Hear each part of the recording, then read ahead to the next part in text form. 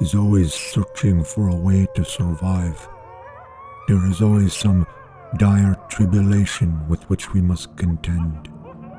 We are always starving, or overheated, or freezing, or caked with filth, or very ill. Such is the way of everyday life now. I am grateful that my tribe has not abandoned me, despite being a burden in my late years. I am the last known person with living memory of the old world. My people see me as the last of the royalty, the old king they call me. Being a tremendous oddity in this age gives me some value, I suppose. You see, we are a nomadic tribe, covering thousands of miles. So when we cross some wondrous massive ruins of the old world, the young ones ask me what they're called, because I am the only one left who knows. So I tell them those places were once called Los Angeles, Chicago, New York. It is sometimes difficult for me to convince them that such places were constructed by mere human beings and not by the gods themselves. I constantly contemplate the old world, for as the old king I am often questioned about it, but I wish I didn't have to think about it so much. It is depressing to know what we had and lost.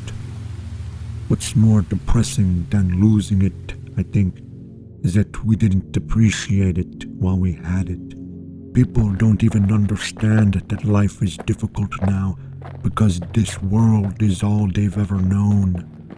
In that same way, people of the old world didn't understand that their lives were easy.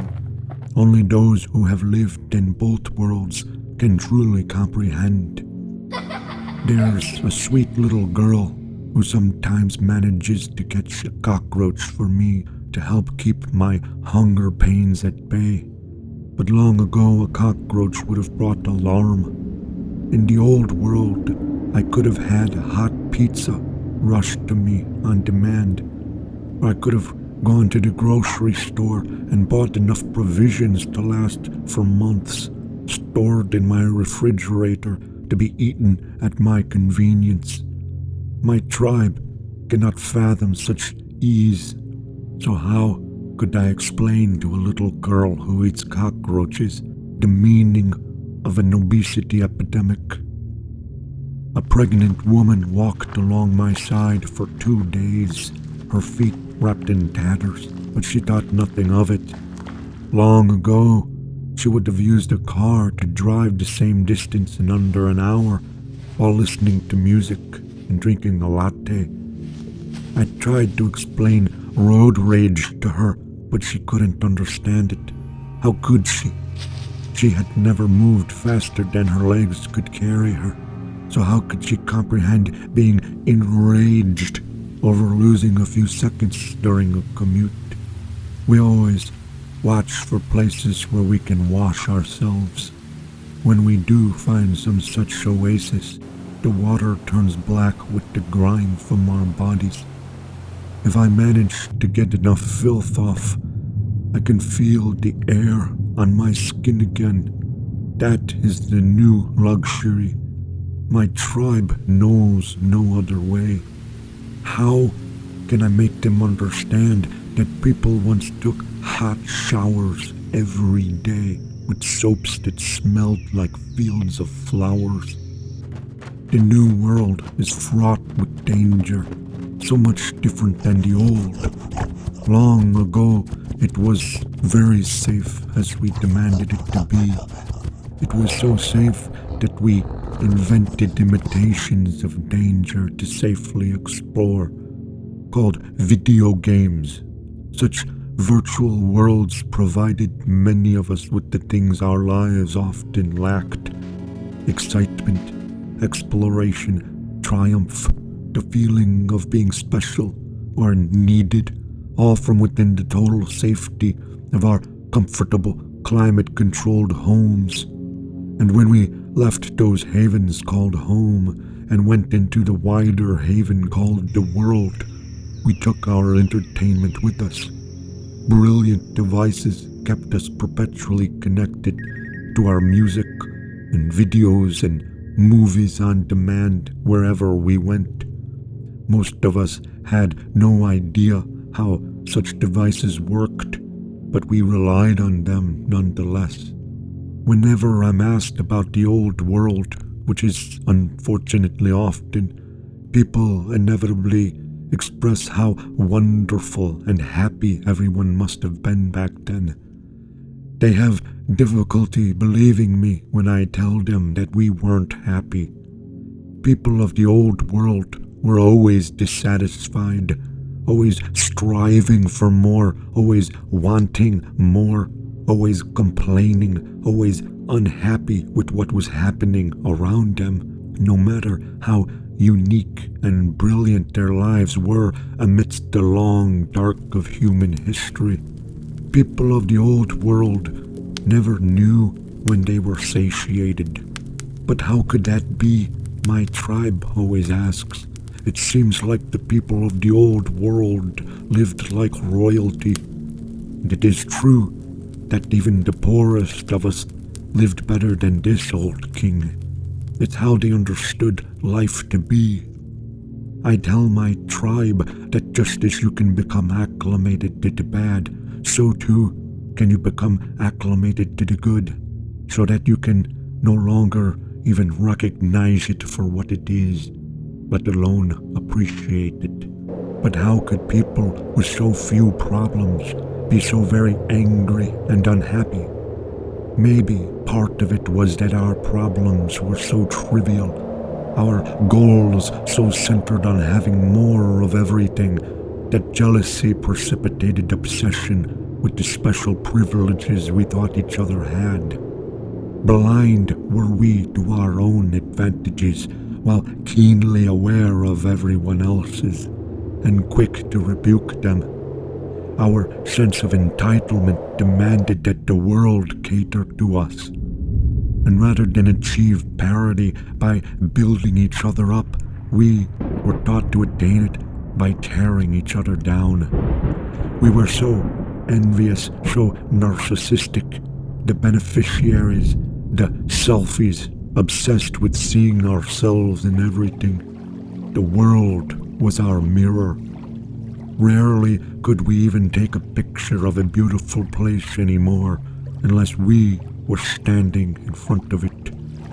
We turned the cameras from the world to ourselves, something else to upload to our many social media soapboxes. Each of us turned into a politician with insincere words carefully crafted, measured and shared to appeal to as many like-minded people as possible, each of us risking excommunication from our chosen groups who tolerated nothing less than total acceptance or be faced with total rejection, agree with love or disagree with hate, platitudes or condemnation. Those were our two options. You weren't an extremist as long as you were the right kind of extremist.